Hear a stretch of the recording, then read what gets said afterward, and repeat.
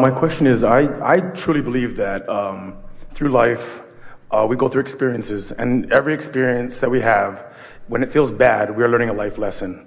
And that life lesson continues us to feel bad until we learned it. And so I want to know if that is true about life, because everyone feels bad, and they feel good, and they want to feel good all the time, and that's our gift or our present to feel good through this life. But we're going to jump in here quickly. We don't disagree with you conceptually, but there are some nuances that we really want to speak to. Because if you would say, I was 5 years old and I got my first hammer for Christmas, and I hit myself over the head with it several times, and then I received this life lesson. When I hit myself over the head with a hammer, it doesn't feel good. That's as far as those life lessons go. In other words, what's actually happening is, through your interaction with life, whenever you're living something that you do not want, there is valuable data in that. But the data is not somebody else that's figured it all out, that is sitting in some pious attitude just waiting for you to stumble across an opportunity to learn that lesson. Check that one off. He's got that one figured out. Check that one out. There's nothing like that. It's that through your exposure to these life experiences, your expansion is born. And once expansion is born within you, it only feels good when you move in the direction of the expansion.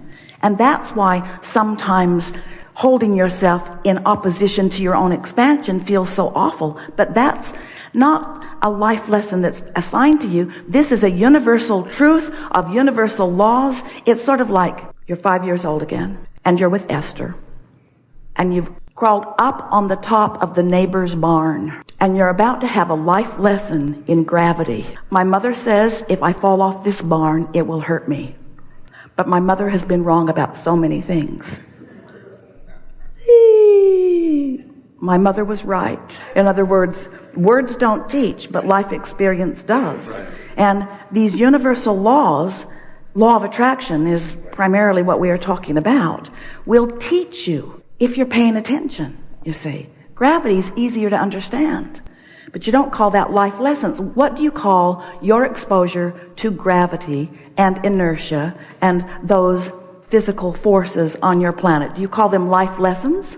You don't call them life lessons. You say, when I jump off of tall things, it hurts my body. Or when I go really fast and slam into things, it's unpleasant. And nobody writes life lessons of gravity. And there's I understand that, but I wanted to know because people... Well, we're giving you more than you deserve here with this. We're giving all of this to you because this is a common misunderstanding of physical friends. Yes. This is a common misunderstanding of physical friends. Don't make it about somebody else wanting you to learn a life lesson. Make it about your expansion. Doesn't personal evolution sound entirely different than life lesson? And that's the distinction that we're wanting to make here. Of course you're going to learn. And of course life is going to teach plenty. But there's nobody that's monitoring you to see how you're doing on this path of life lessons. Right, I get that. Yeah, I just wanted to know because... I've been, there's a lot of people that are like in this vibration that's raising in this world. Nowadays people are getting more aware with the inside of themselves. And so even though they learn the lessons and they watch Abraham-Hicks or they watch other people or other, people that are giving advice, spiritual advice especially, about life and about expansion, it seems to be a little bit in a chaotic form of, like, it seems to be a little confusing to people. It's too heady. Yeah. Not hearty enough. Not enough feeling. But if they know that they're not doing anything wrong, and that if they, like, their husband or their wife is something that's going on, or a friend, or life itself with money, and they're knowing that at that point of spark, where they're feeling upset and at themselves or at life, that at that point when no one can help, you can't help them, I can't help them, no one can help them, that's a life lesson to be learned. But what is the life? But it is in this sense. And because we are life. Here is the understanding that we would like someone to garner from the example that you just gave. You waited too long to find your vibrational countenance. You let the momentum of your vibration get going too fast, and now it's going to play itself out. Mm-hmm. That's all. It's not a life lesson. It's so interesting to watch because, and this is what you're talking about. Mm-hmm. If someone is not aware of the way they feel, So they're not deliberately honing their frequency in order to evoke from themselves, from life, from others, from even the people they love, experiences that feel good to them. Instead, they're out on the raw and ragged edge, and they are responding to life. When you give your attention to a thought for as little as 17 seconds, another thought like it joins it. Another 17 seconds, and there is another explosion of dynamism in that.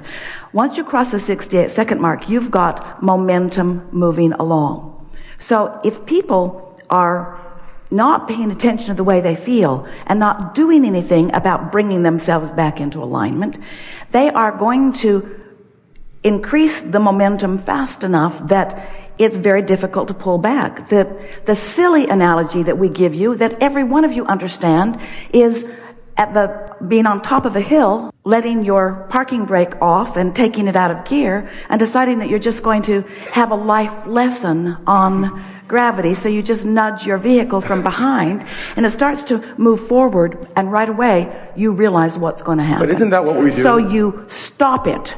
You get out in front of it and stop it. You don't go to the bottom of the hill and try to stop it. And that's what you're talking about, that so many people are doing, because they don't know about vibration, because they don't know about the momentum of law of attraction. So they just observe sloppily. We call it creating life by default. And the momentum gets moving really strong towards something that they don't want. And then they write books on psychology and talk about the differences in the way people should behave. It's like a child that is misbehaving. There are thousands and thousands and thousands of books written to teach that child to restrain himself, or to teach that child to say more appropriate things under these conditions.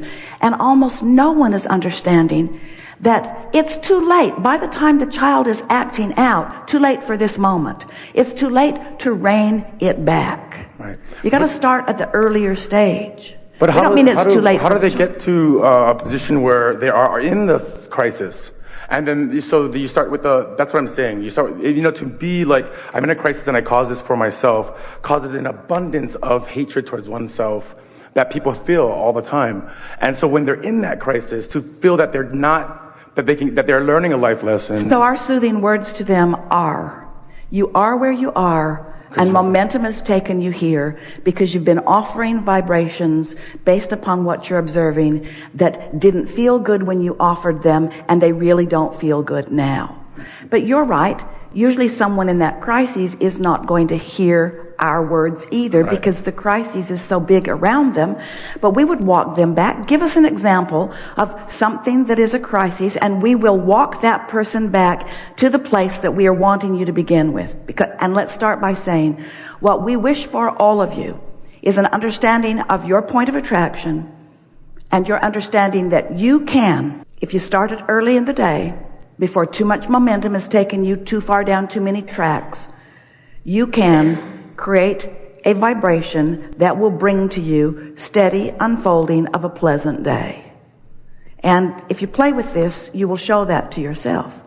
If you get too far into your negative thought before you try to turn it around, the momentum of the negative thought, people say, doesn't feel like I'm thinking my thoughts. It feels like my thoughts are thinking me. That's momentum, law of attraction based momentum. So give us an example, and we'll walk it back. So, like I had a friend come to me the other day, and she said that her girlfriend was doing drugs. And so then she was involved in that scenario, and she was crying because she didn't know what to do because her girlfriend was changing. And I said, that lesson that you're learning right now is a life lesson with your girlfriend right now, because you're learning about each other. Now, whether that is okay for her to be who she is. Now you've reverted back to the first question that you were asking, and that's just fine. Okay, but then you moved on to something else. Yeah. And the something else that you moved on to was someone in the midst of momentum. Mm-hmm. And what do you do about it? Give us an example. Is that the example that you want to use? It's fine enough, but... Yeah, that would pretty much be the example I want to use, really. Like, if somebody's getting into, like, let's say they built the momentum, and they have losing the bills, losing the husband, losing their children, and the job is going crazy, and they have lost that. They've lost self-esteem. And so they are in complete and utter disarray. So if you say to someone who is standing in this pronounced place of disconnection, These are life lessons. They want to say to you, well, how come other people aren't getting those life lessons? Why me? Well, because don't you think that stops them from thinking about the past and then go on to the future with thinking that, all that is a lesson to learn. We are living in life in a physical world that is extremely hard to factor in. We are not disagreeing with you that life does bring teaching experiences.